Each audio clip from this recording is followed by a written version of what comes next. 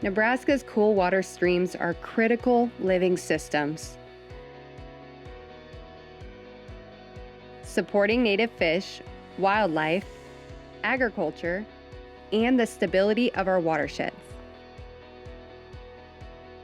Yet these rare and valuable resources face growing threats: sedimentation, habitat loss, invasive species, and climate pressures.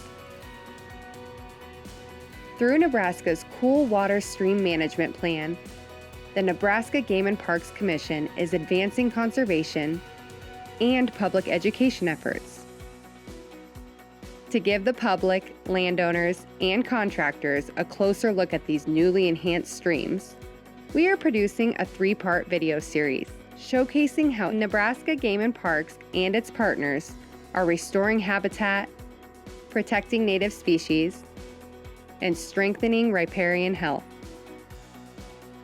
Together, we can sustain Nebraska's cool water streams, preserving vibrant ecosystems, angling opportunities, and the natural legacy of our state for generations to come.